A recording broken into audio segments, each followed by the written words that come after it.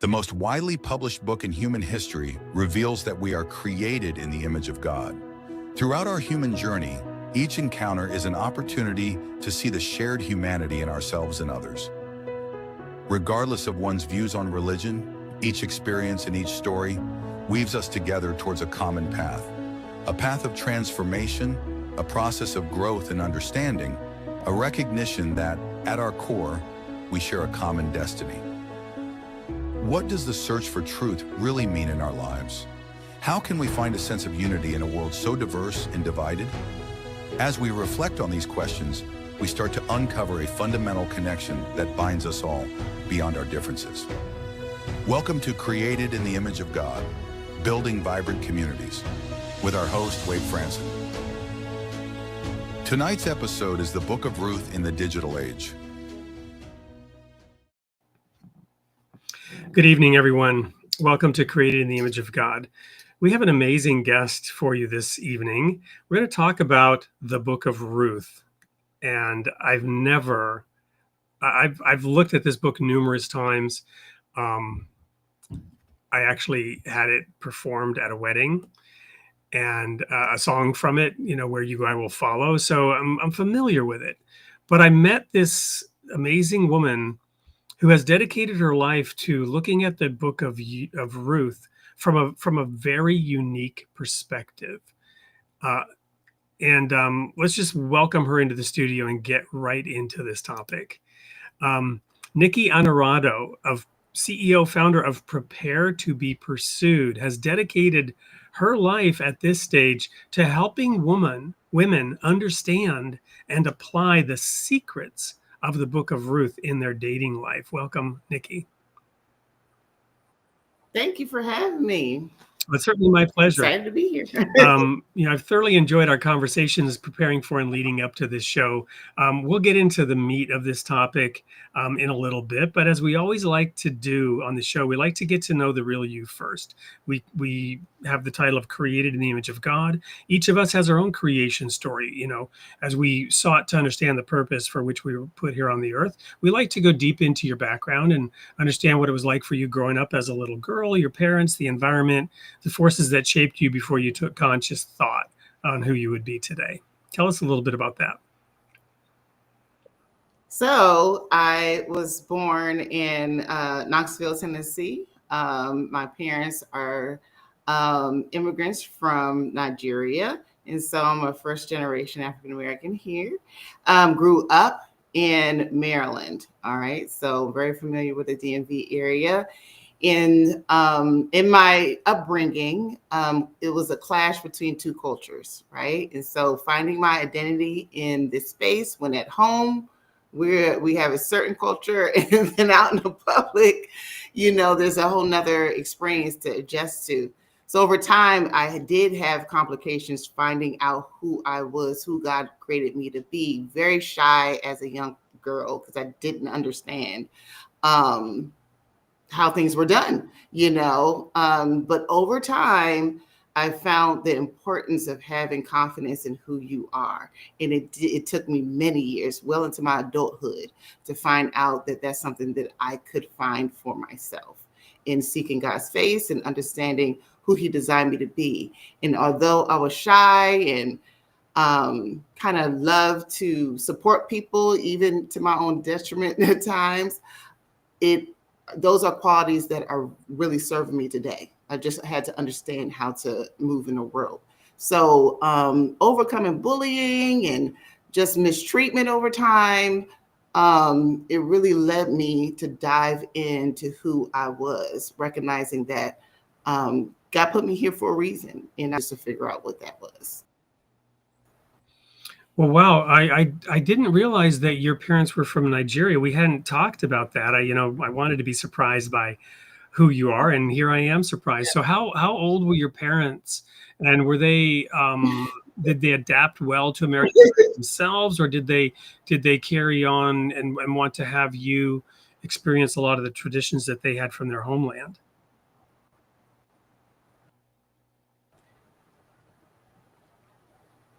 Yeah, it's always an adjustment. My parents were in their 30s when they came here, and shortly after they came here, I was born.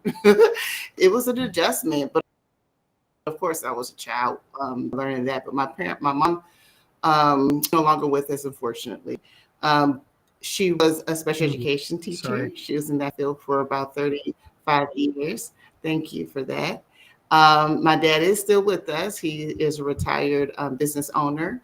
And so I learned a lot about having your own business and things like that, and how to nurture a business from supporting him as I was growing up as well. So, yeah. Wonderful.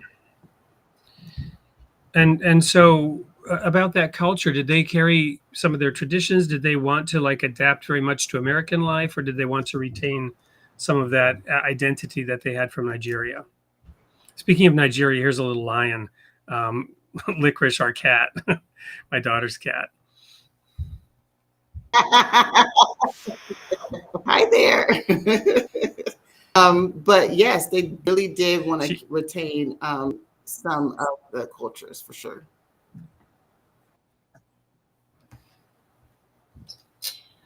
Yeah. So was that a delay? I don't know if you're.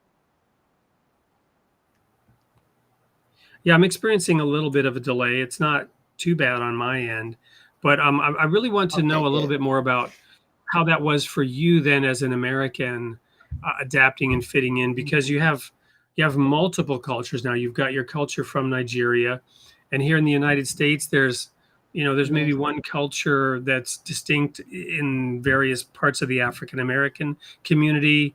I'm not sure how it is up in Maryland, did you say? But and then there's maybe the culture of the whites, depending on how separated they may be in the community you grew up in. How did you navigate through some of that as a young girl, and how did that affect you? So that's really a great question. I was very fortunate to have parents that had experiences with multiple cultures just through their life. Having gone to school and gotten both their masters at University of Tennessee, it was diverse then. And so by the time we moved over to the East Coast, we just had, a lot of input of how to navigate those things. I was mostly raised in the African American community, but as I raised my daughter, who is now 24, we were in a very diverse upper Northern Maryland community. And so in that, it's just, just having confidence in who you are and learning how to adjust in any situation. One thing that was very prominent in our household was just having pride in ourselves and knowing who we are and helping people understand who we are, rather than kind of being impacted by the assumptions folks might have. Yeah. So that really served me well over time. Awesome. So in terms of dating, to get into that topic a little bit, I have no idea what the dating world is like in Nigeria, the ideas and attitudes of your parents and how they may have and did you have siblings growing up? Yes, I have siblings. I have 3 siblings. And so, yes, it's a strikingly different culture. And that's part of what I struggled with growing up, because there was a certain expectation that my parents had for the 2 younger siblings that were born here versus the 2 older siblings that were really enmeshed in the culture, in the Nigerian culture, in the Nigerian way. So finding my way, knowing how to date in a way that honored my own desires versus the stringent kind of setup of the Nigerian or Igbo, way of doing things. I didn't value it in my youth. I really didn't. I didn't value it. I didn't understand why it was so strict. I didn't understand why things were done in such a traditional way. But as I've gotten older, and particularly through the work that I do right now, I see the value in kind of infusing some of those things into today's way of doing things. And as my mom used to always tell me when I began to do this work before she passed, she encouraged me because she said that the culture that they were raised in is very different even in Nigeria right now. So it's across the board. People all over the world are struggling in this area of life, for sure. Well, and so when you began to become interested in the Book of Ruth, I'm getting a little ahead of the story, but I think in this Mhm. context, I want to ask this. Mhm. Um, Sure. that represents a very different culture, right? The sort of dating between Ruth and Boaz, and the expectations Mhm. that Naomi had. Not that we'll get into the details of who these people are in a minute or after the next break, but Right. that was very different. Did the Mhm. fact that you come from a different culture, because I think your viewpoint is really unique and fascinating, that you went into the Book of Ruth and you asked different questions Mhm. and you read it through a different lens and you drew deep from the well of lessons in that book in ways that other people haven't even thought to do. So I'm just trying to, Mhm. Yeah. this is why I go into people's backgrounds to kind of understand the inner Yeah. workings of how you got to this place where you've mined this book and gotten such value out of it. So there's a few influences. I think, yes, seeing things from a different lens because of my upbringing. But then it's also a course that I took about 10 years ago at the church I was attending at the time, which helped us understand the context of the Book of Yeah. Ruth. So that was a huge education. So that then where that led me after that, understanding the traditions of the time and what the symbolism meant, it caused me to think about, okay, what are some parallels to today where we can create ways of going about things, women positioning themselves, how they're communicating to men, how they're feeling about themselves, how they're showing up in this area of their life without fear. All those things Ruth did very, very smoothly and clearly in, the results of that. So and then also the patterns that I saw in my own walk, and then also in the walk of the women that I work with, these are things that actually get results, and these are things that probably would not get results. Well, one more question before we go to the commercial break. This is from the audience. I Yeah, thought we should go ahead and ask it now. sure. From Stella, wants to know if you went to college and where. So, what about your own education as you were, becoming a young adult? Yeah, I went to the University of Maryland, College Park, and my focus there was in IT. I didn't complete it. So part of my story is not complete. I'm not an academic. I never claimed to be, although I talk in academic forums and things like that. That isn't my calling, right? So yeah, after that, I've had many, many experiences that led me to this work. Many experiences where God really changed my life and I recommitted myself to God and then started focusing on this calling. Well, let me dig So into that too, right before we go to the break. So, you say rededicated. So, was there a point in time where you sort of moved away from God and religion, but you've come back? Tell us a little bit about that. right. I mean, I was always a believer, right? But there are times I think in any person's life where there is doubt, where there's pressure, where there's confusion. And so yeah, that existed a lot in my 20s. I think majority of my 20s, I kind of found myself in that wilderness. But my mom was an evangelist. We always understood, our belief system and things like that. So it wasn't that difficult to bring me back.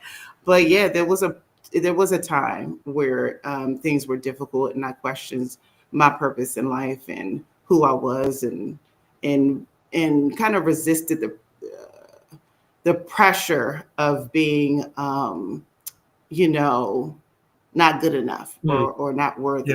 Just kind of feeling, how do you measure up? How do I get along in the direction that God is leading me? So yes, sometimes there are those dark times. Well, thank you so much for sharing your early background. And I think we're up to date with going into the commercial break, which is a little video about you and what you're doing. When we come back, we'll Right. dig into that work. Don't go anywhere. We're going to be right back with more of Nikki Anarado, CEO and founder of Prepare to Be Pursued.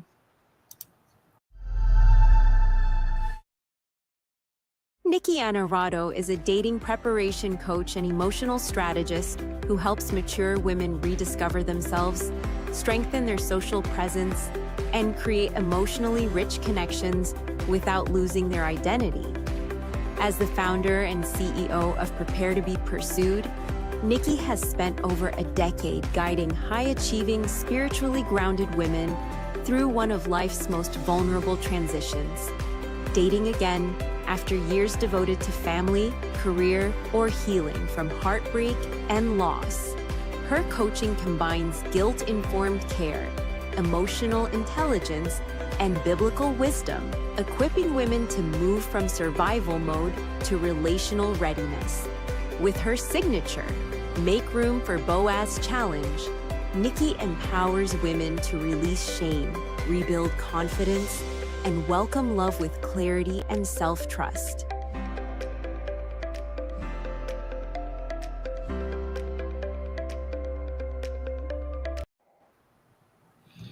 There's that QR code if anyone wants to see. Let me see if I have, no, we don't have that separately. I might play that video again a little bit later and give people an opportunity to catch that.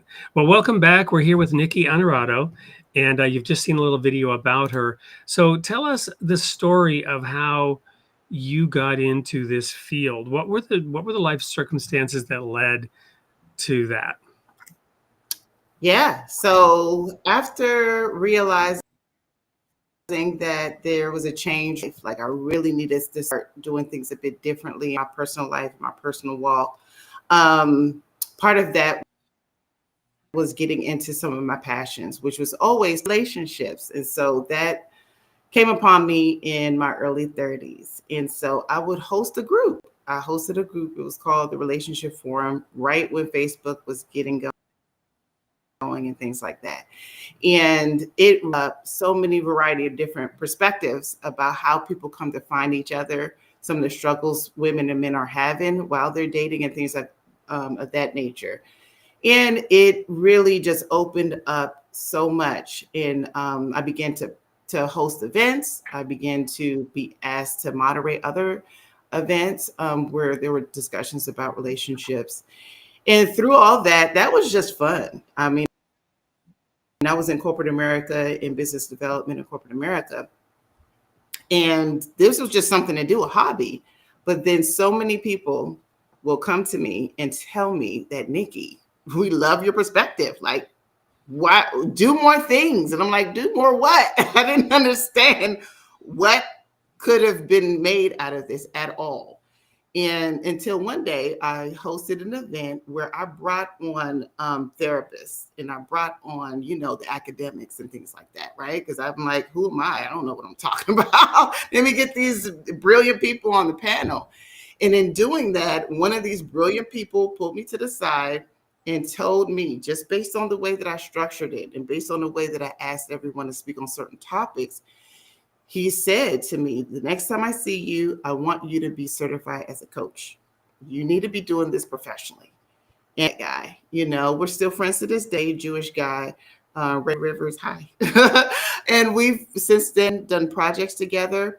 But that was the end all be all, because I've heard it enough at that point. And I looked into it and I measured it against professional journey, which wasn't a bad, way. I wasn't doing too bad in corporate. And this new, exciting, fresh, confusing, nerve-wracking, totally, I don't know what this path holds area, So I really gave it up to God. I honestly did. And the moment that I said yes, because it was clear that, this was the path to begin to take. I didn't just quit my job immediately. I'm not crazy.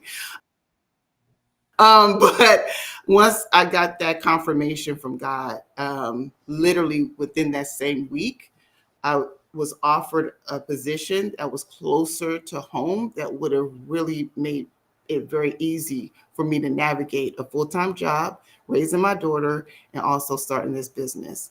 Wonderful. And so, for 2 years, I was doing that and then became full-time in 2020 in my business. Wonderful. So I want to dig in now a little more deeply into the Book of Ruth. How about we have you tell the story for our audience. Yeah. They may or may not. We actually had somebody on. I'll just flash this up real quick. This is another book about the Book of Ruth, When Hope Comes, Donna Ost. We had, I don't know if you've ever read that book. We had her on the show some months ago, and I'd kind of forgotten about it. But her approach was very different, right? It was, more the spiritual angle. And so tell us briefly the story of Ruth from your perspective, from your, the work that you're doing, which is a different take on it. Yeah, I think so. That's the feedback that I always get. So I'm always going to come from a very, very, very, very practical side of things, so that and as I go along with the story, I'm going to try my best to kind of plug in what that means for today. So what it meant then and what it can mean for today. All right, so starting in chapter 1, without going line by line, in chapter 1 of who Naomi is, who Ruth is, and how they're all, kind of related. So Naomi and Ruth are related because Naomi is Ruth's mother-in-law. Okay, they Naomi and her 2 sons and Naomi's husband had to flee from Bethlehem to Moab. Okay, because Jerusalem, because there was famine in the land. Okay, so Naomi and her entire family of Elimelech moved from one side of the land to another in Moab. And Moab was not did not believe in our God, essentially, So it was a foreign land. They got adjusted. Time, unfortunately, all the men. Okay, the 2 sons were married to Ruth and Orpah. Okay, so those 3 widows, in deep sorrow, trying to figure out what's next. They all lost their husbands in Moab. Ruth was of Moab. Orpah was of Moab. Naomi understood that there's no survival there for her, because in those times, women depended heavily, 100%, usually on the men that they were married to. And so in this case, Naomi had to go back home, and she knew it. She had to go back to Bethlehem. She heard that things turned around. There's no longer famine.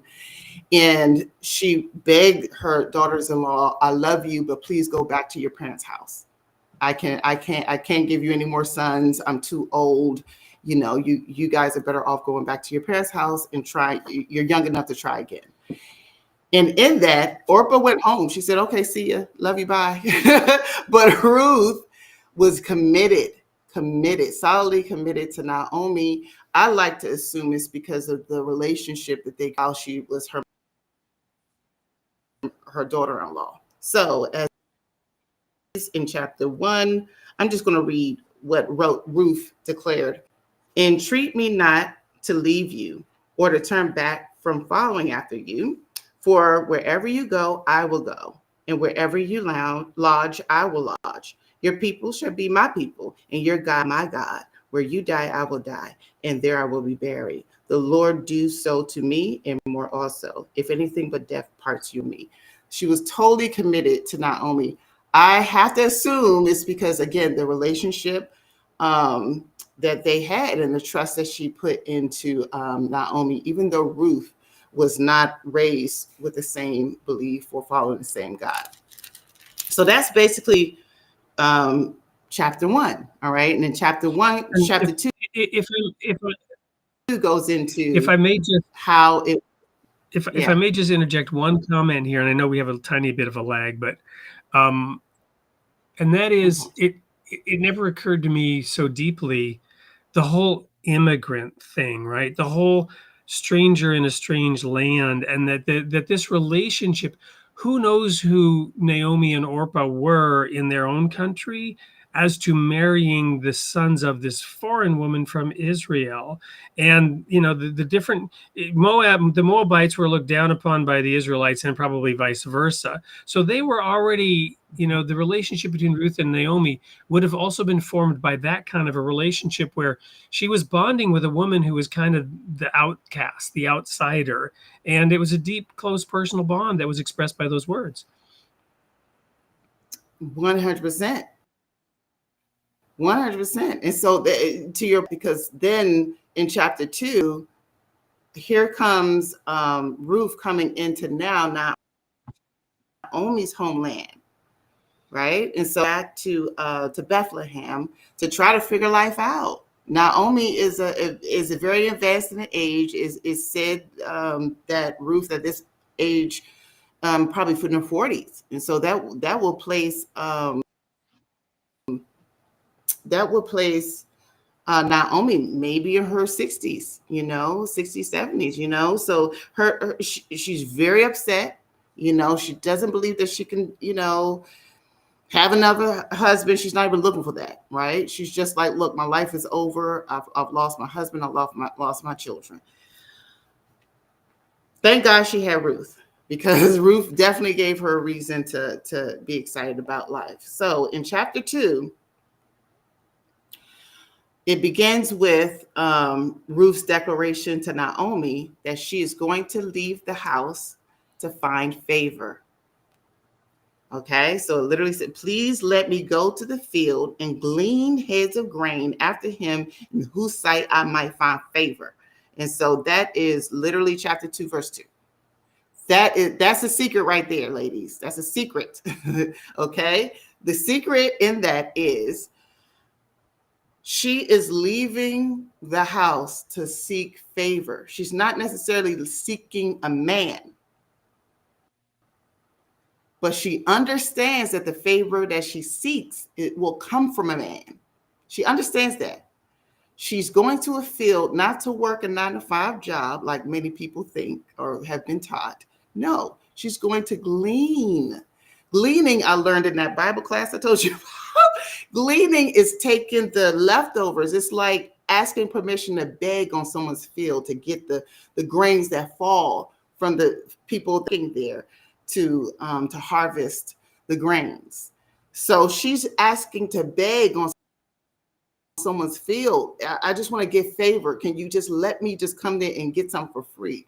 Because we are, without covering. Okay. And so the way that this plays out, ultimately, of course, she gets the favor. What's amazing about this also is she goes out, she bops around the fields until someone lets her in. And so Boaz's main servant, I think is what he's called, right? Okay, lets her into the field so she can glean from the field. Okay, so she's doing that all day. Eventually, Boaz notices her.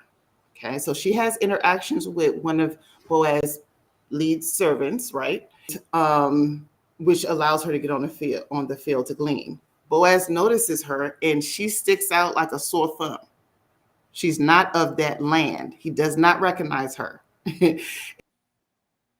And so he asks his woman that this belong, who does she belong to?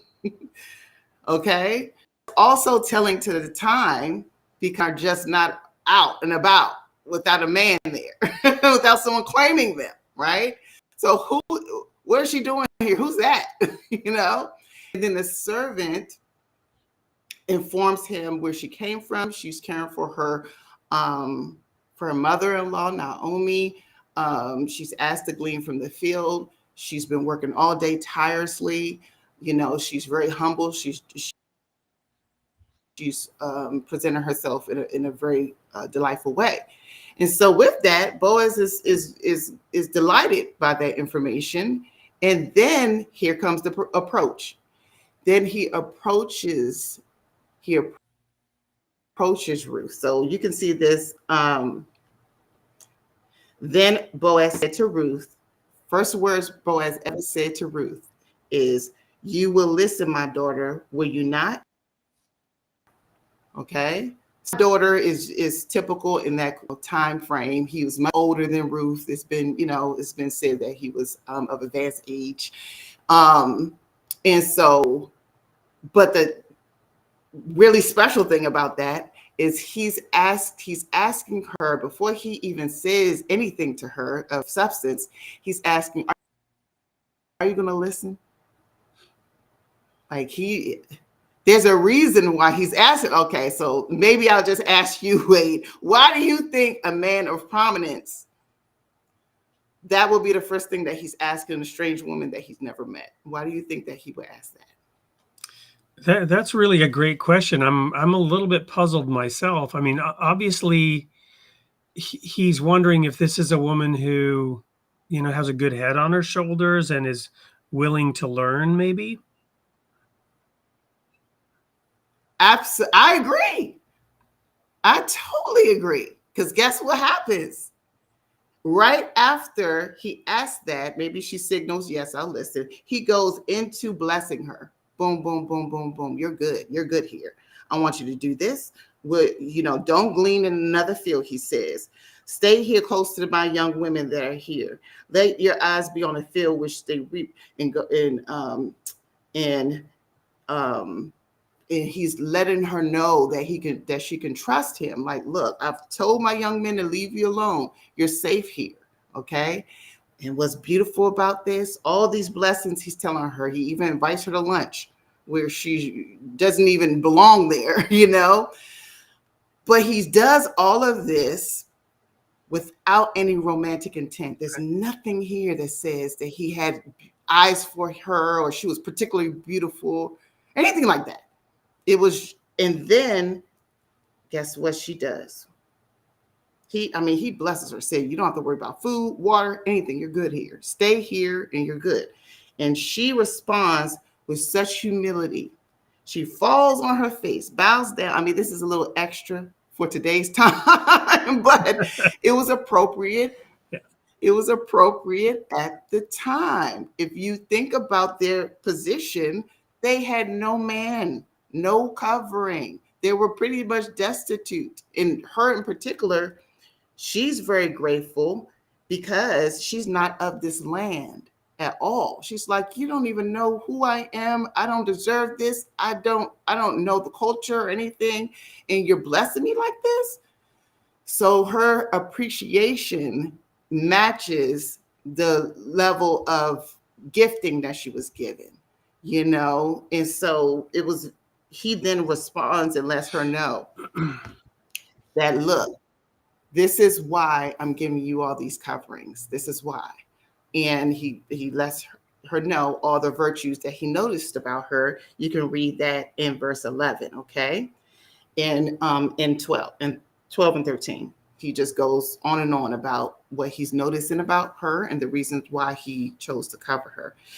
And so later in that chapter, she goes home and let's not only know everything that she experienced, not only being the wiser one that had more experience and exposure, let her know that, whoa, he did all those things. Now we got an opportunity here.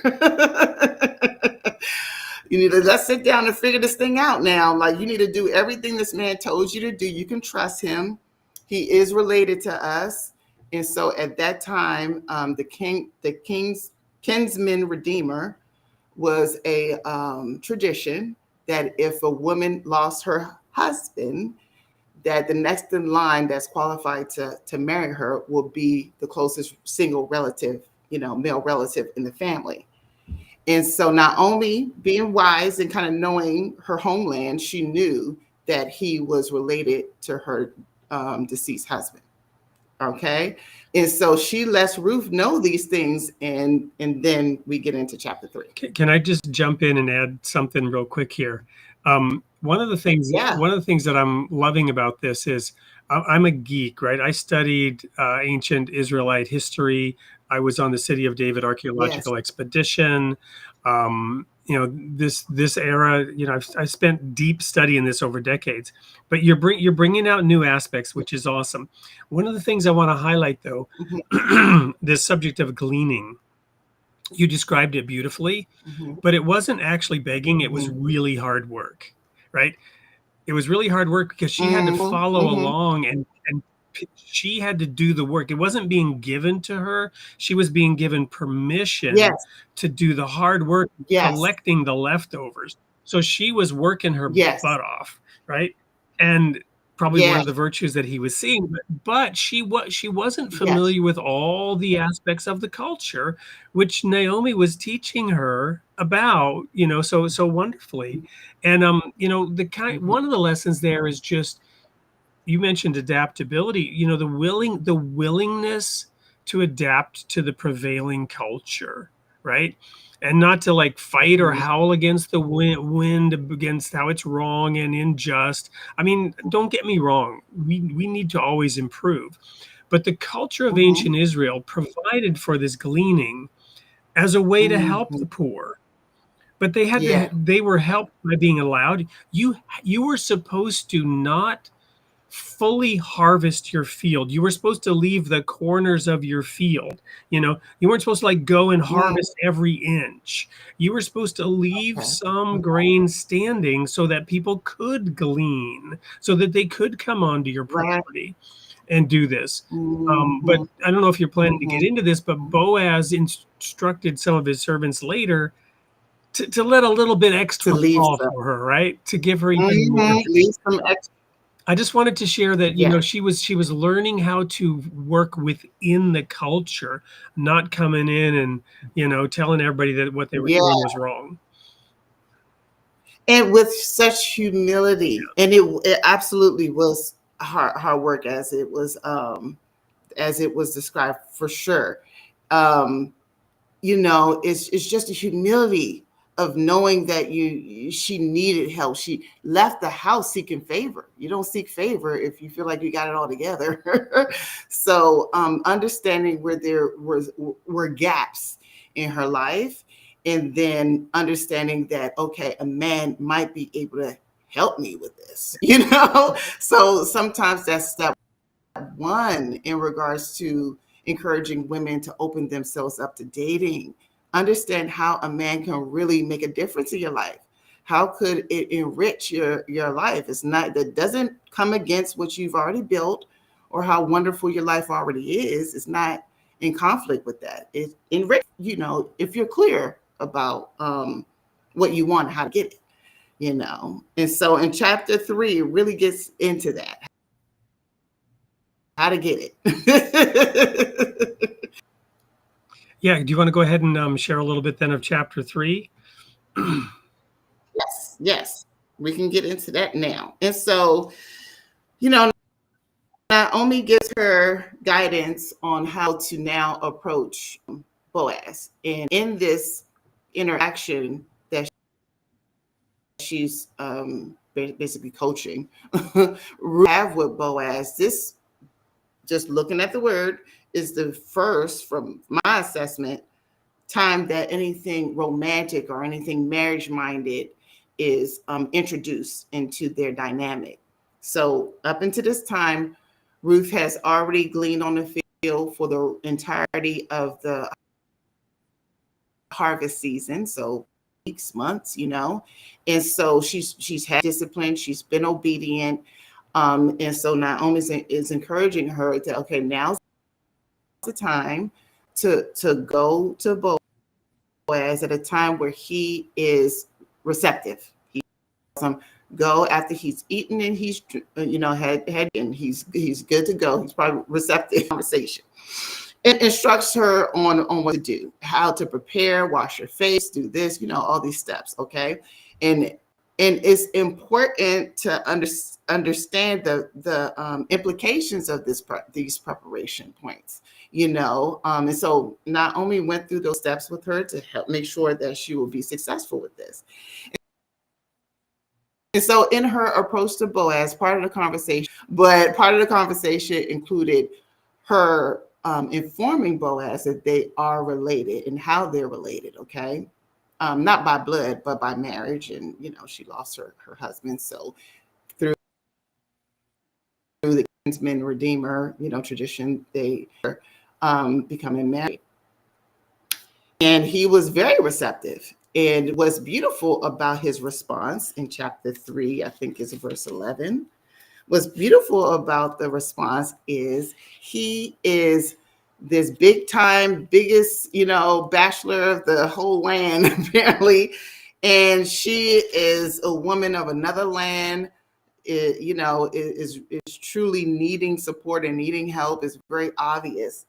And he thanks her for choosing him, which is amazing, because in this day and age, a lot of women don't have that experience. Okay, it's really like, you'll be lucky if you get a man kind of stuff, rather than this, where this man is like, I don't care what you have, what you don't have. You're clearly a virtuous woman. I'll be lucky to have you,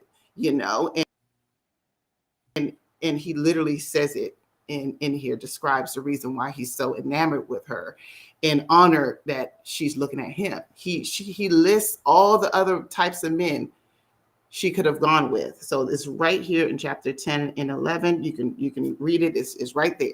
He says you could have gone with younger. You could have gone with the more fit guys. All these other guys, and you're choosing me.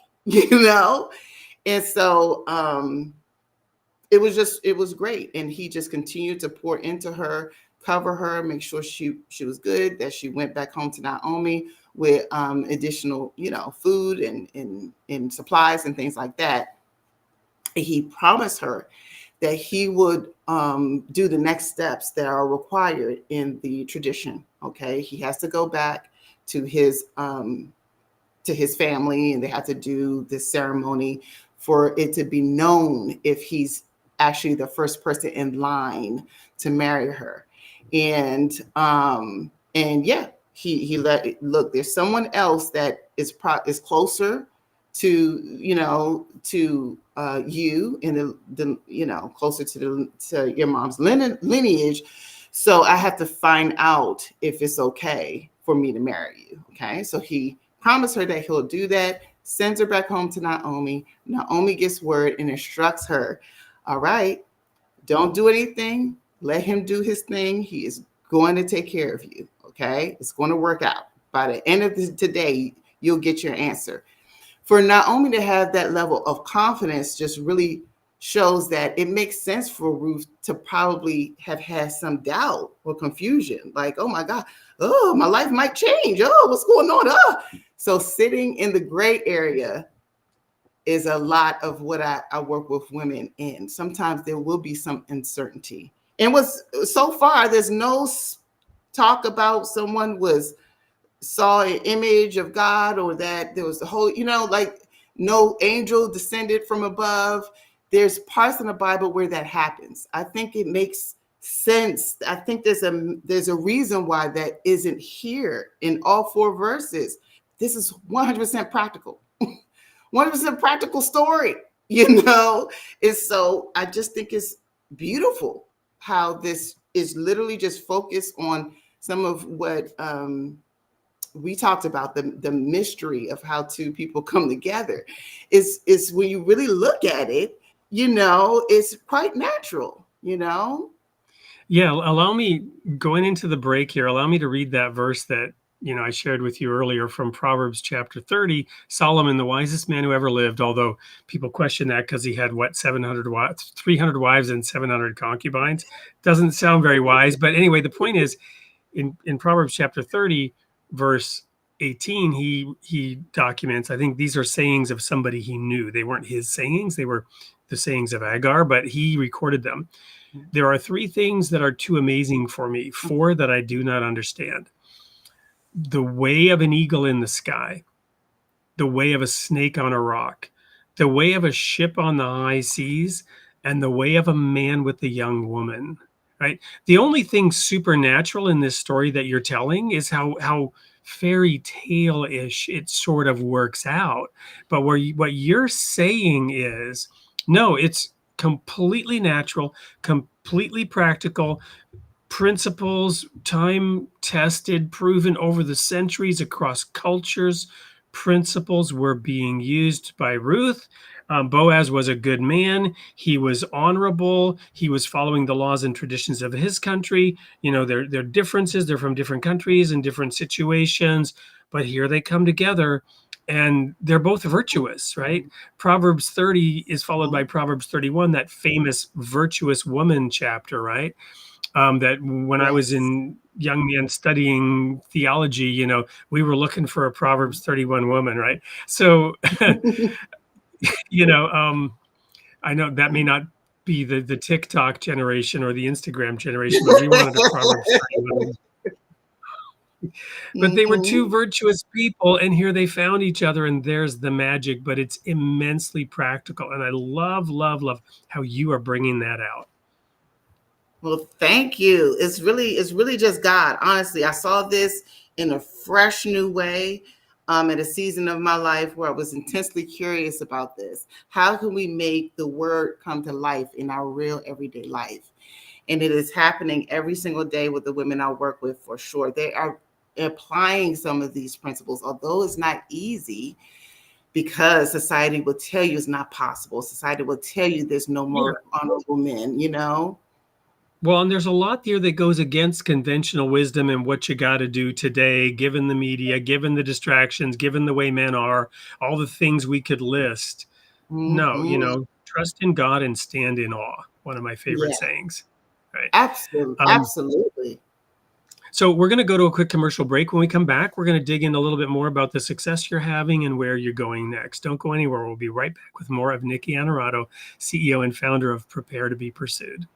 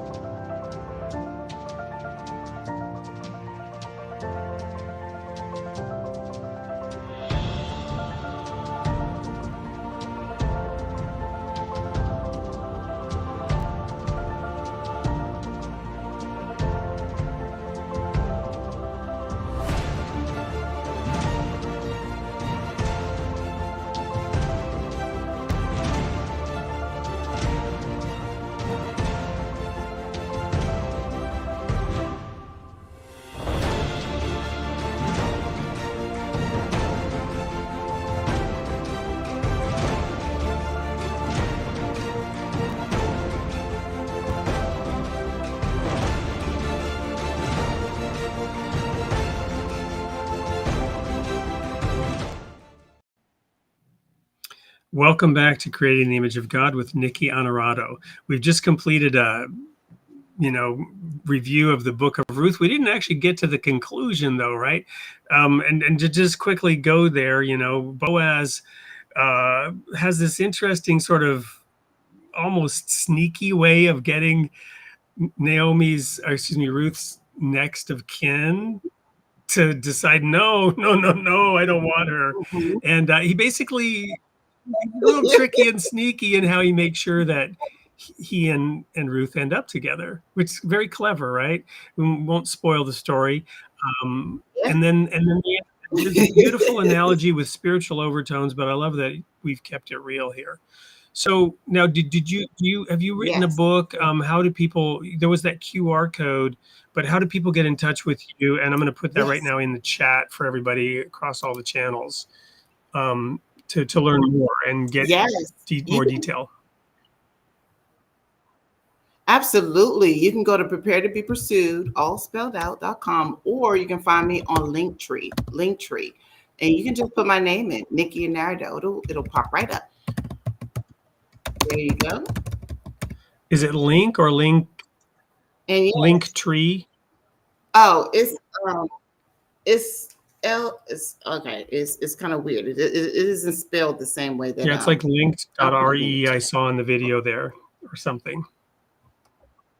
Yes, it's a little different. So just a quick second, I'll get to that. But yeah, there's several ways. Make room for Boaz.com, all spelled out. That's a way to get into an automated challenge where you'll be taken through the Book of Ruth there as well. Okay. So yeah, it's linktr.ee/Nikki Anarado. forward slash, not backslash. Where's the forward slash? Or is it backslash maybe? Mhm.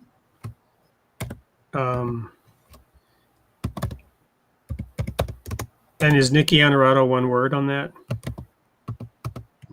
Probably. Yes, it is. Mhm. So it's that one. Yep, I that's right. think I got that right. All right. Yeah, it Well, looks cool. right. So tell us a little bit about the dynamic. Do you hold workshops? You work with women Yeah, individually? How does all that work? absolutely. We have a little bit of everything. We have one-on-one coaching, group coaching. We do retreats. I do virtual workshops quite often. I'll be in Los Angeles in October doing an in-person workshop. More information of that will be available soon.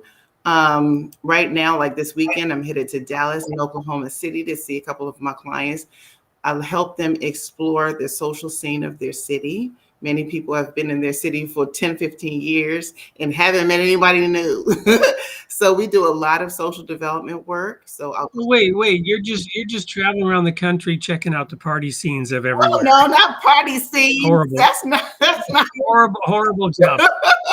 that's not where we go. We don't go to the parties.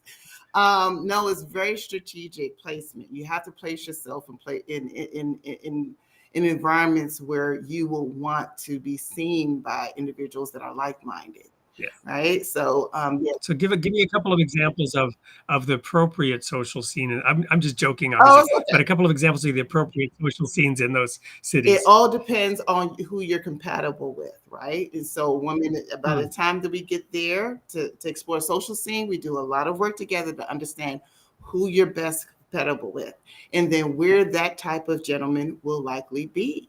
All right. And so there's certain industries that are very likely to attract certain types of personality types or attributes. Okay, so it kind of really just depends on what comes up when a woman explores that in detail. That's work we do together.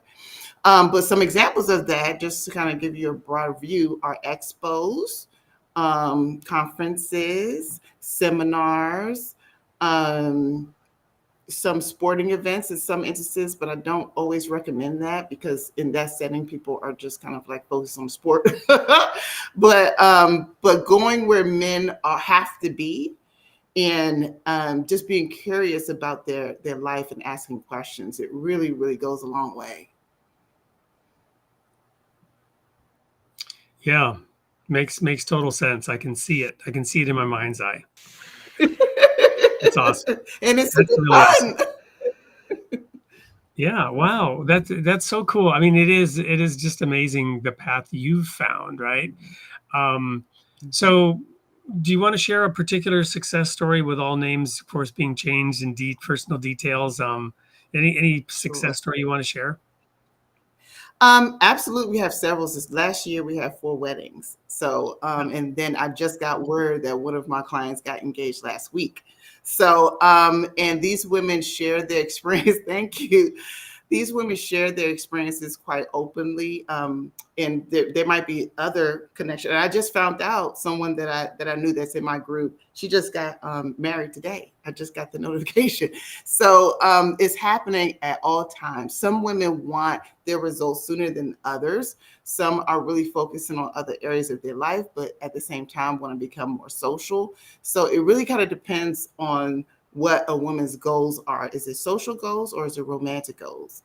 And yeah, the results are there. It's just a matter of getting rid of the fear, getting rid of the kind of misguided mindsets that unfortunately this society today, is employing. So I guess one example could be, let's choose one example, the woman that got married or got engaged last week.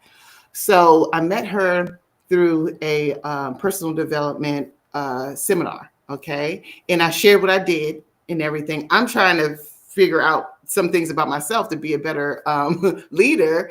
And she's there and heard what I did and was enamored by what I did. And she was like, I need to be a part of whatever you're doing. And so we connected. And over time, she became a client. and she was just wonderful. Okay, delightful young lady, and from Columbus, Ohio. I don't want to put too much information out there though. But she was great, and she became very clear the things that she wanted to overcome, which included choosing the wrong partner. Okay, she had a very bad breakup. And she knows that she wants children. She does not want to waste her time.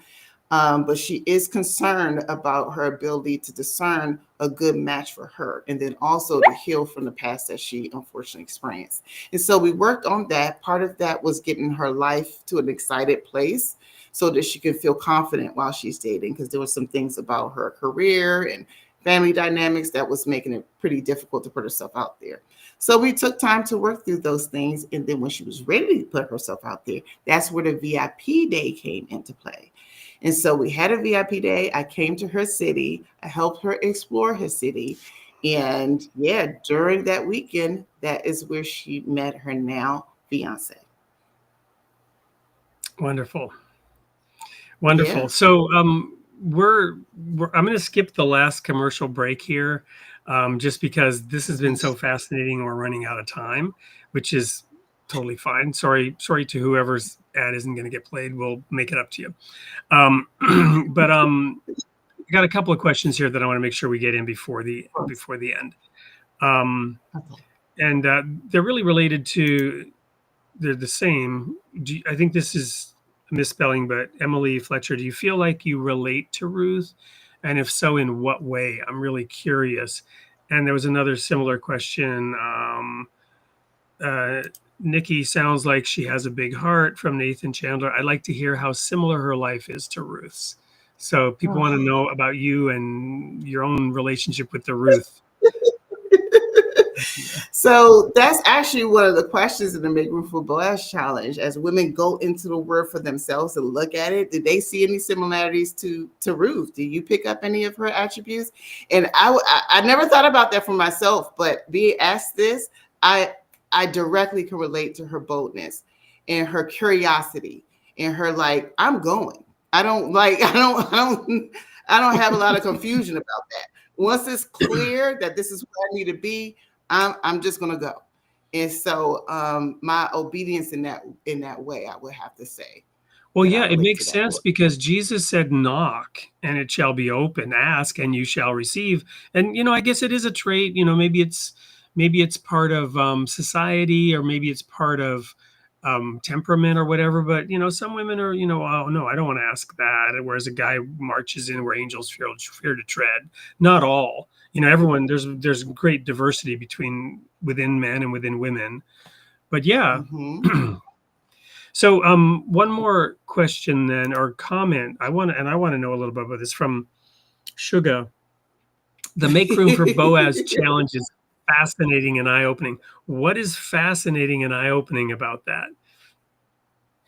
Oh my God, yeah. These must be some of my ladies that joined here. They must have, yeah. So, and I saw Denise. Shout out to Denise. She's one of my elite lore ladies. Love her. And I'm going to be seeing her this week. So, yeah. What's fascinating about it, the feedback that I get is, my goodness, I'm seeing things very, very different now. Very different. So this 5-day challenge can just reshape and reframe and get rid of the bad gook about all what you're seeing about what the dating scene is out here. It does not have to be your reality. So what the Make Room for Boaz does is just start to realign your mindset so that you can experience something very, very, very, very different than what you've experienced before. I've had clients that have been married 1 time, 2 times. And they tell me, and this is a shock to me, I did not know this was a thing. They tell me they've never been on a quality date, although they've been married twice, most of their adult life. And so that's a shame. Let us not do this, okay? There are ways where you can have quality experiences with men. You really can, and not have to sacrifice, your beliefs or your value system. So in that, day 1, we talk about how to make love a priority. Okay, because that's a thing. Busy women that have accomplished some things. Sometimes it's hard to make this something that you're really dedicated to figuring out for yourself. In day 2, we get into the connection killers. These are 5 mindsets that if a woman has, unfortunately, dating will be complicated for you, okay? And when you figure out what those 5 are, you'll go back to the Book of Ruth and see that she didn't have any of these mindsets. It's very clear in her behavior. And the next 2, day 3 and 4, so we kind of spit through it today. But if you want us to go line by line now, we do that over those 2 days, okay? And then finally on day 5, we kind of sum everything up, and you'll understand how you can apply some of what we're talking about to your life specifically. And Tanya wants to know how do we get involved? Is it those links you gave me earlier? How does one get involved with the Make Room for Boaz challenge? Yes, sir. So the Linktree link, you'll see everything, including the Make Room for Boaz challenge. It's an automated challenge. Once you get in there, you just jump in there and it will be personalized directly to you. And you can also just look it up, makeroomforboaz.com as well. Mm-hmm. Awesome. I'm going to type that in the chat right now, makeroomforboaz.com. Yeah. I think it's so we are .com/join, actually. I think there's a little bit of a but if the link will work if you go to the Linktree and find the there you go. I think that should work. But either way, you'll be able to find it. Well, sadly, this date is over from a time perspective, but I've really, really enjoyed our time together, and would love to, follow up with you. Can I get your number? I'd love to follow up with you and learn more about what you're doing. I am happily married, but yes. No, nobody in the audience go crazy here. But I'm just really grateful that you took the time tonight to be with us and to share all this with the audience. What would you like to leave the audience with and me with tonight as last thoughts, whether men or women? You're speaking a lot to women, but maybe I should ask at the end. Let me change it. What do you want to tell the men?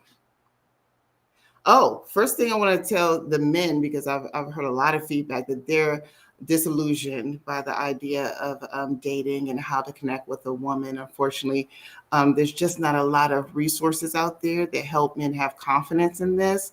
My message to men is you are worthy to be loved, okay? And you just have to know that. You have to know that before you attempt to connect with any woman, all right? Because that's unfortunately where the bad connections come in, is if the confidence isn't there. But it is possible. There are wonderful, delightful, beautiful women out there that are ready and seeking a man and desire to play an important role in your life.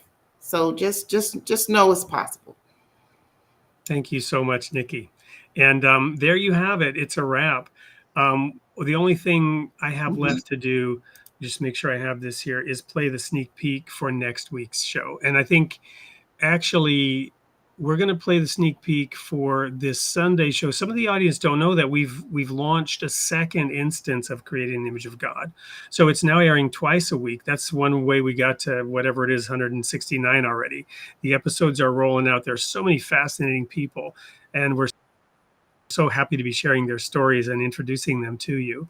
But Sunday mornings at 7 a.m. Central Time, 8 a.m. Eastern Time, because we're doing this partially for the Clearwater Baha'i channel to give them a second set of content from us. They're one of our biggest fans, and we stream this on a bunch of different locations.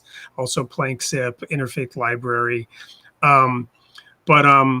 So this show that I'm going to share, the sneak peek, will air this coming Sunday, 7 a.m. Central, 8 a.m. Eastern.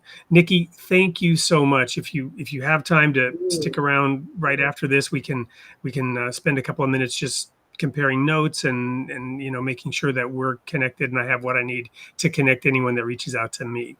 But for the rest of you, remember, you are created in the image of God, and He loves His creation.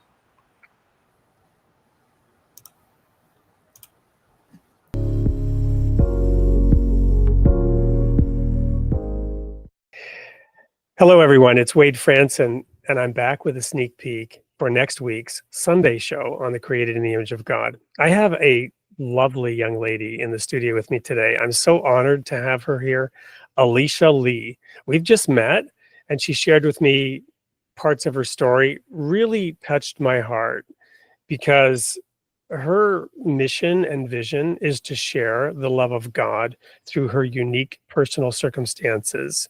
And indeed, she does. She just really helped me, sadly, in her raw honesty way, relive the trauma of recently losing my sister, while also reliving the knowledge that God loves her, rushed out to meet her in that moment of trauma, and they're reunited now. Welcome to the studio, Alicia. Thank you, Wade. I'm so happy to be here. We've just had such a wonderful conversation, and it's just been such a pleasure being here in the studio with you today. Well, and I'm excited for you to share your journey with the audience. Share with them now in this sneak peek, by way of a teaser, what it was that led you to realize that the trauma that you personally experienced could be a means to help others. Yeah, I'm so excited to share my full story, but to answer your question, when I started writing my book, I felt like I was just writing for myself. I felt like I was writing to kind of articulate some of the things that I had experienced and some of the things that had happened to me and some of the trauma that I had gone through. And as I kept writing, I felt God tugging at my heart, telling me that I needed to share my story, that my story was impactful, and that I could reach and touch people's lives with it. So I kept writing, and there were so many times where I felt like I wanted to give up because it was hard and I couldn't get some of the words out. But as I kept writing and kept turning my thoughts to God, I felt his hand guiding me, and I knew that this work was what he wanted to be done. And I'm just so humbled and honored at the number of people who have reached out to me and have poured their souls out to me, telling me how much my story has touched their lives, and that they were in tears reading it, and that they might not have gone through the same thing, but that they found the hope and the joy that my message offered. Was there a time when you felt like the situation was so bad that you would never get out of it, that God couldn't or wouldn't want to really help you? And what changed, if that were true? Yes, absolutely. At my lowest of lows, which I'm sure we'll get to, I just remember thinking, this is my life and I'm defeated, and it was probably all my fault to begin with. I should have listened to the signs. I should have seen the red flags, and this is my life. And I guess this is what I deserve. And this is just what I'm going to have to make peace with. But at that moment where I was just lying on my bathroom floor in tears and defeated, I felt a tug, another tug on my heart, telling me that this is not what God meant when he said that he wants me to live an abundant life. When he talks about living an abundant life, that this was not an abundant life, that there was more for me. This was not going to be my whole life. And I remember in that moment just having like a burst of courage that one way or another that I would get out of this trauma and this dark hole that I had found my way into, and that he would guide me, that he wanted so much more from me. This was not the life he envisioned for me, and that he would get me out of that situation. Well, and indeed he has. And I'm so glad that you're here with us and that I have the opportunity to present you to my audience and have you share your story with them to inspire and educate them. So to that audience who's listening in here on this sneak peek, you don't want to miss this coming Sunday's show with Alicia Lee. And we'll explain why she has a different name here at that time. We won't get into it today.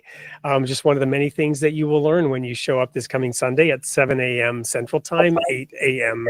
Eastern for Created in the Image of God. We'll see you there.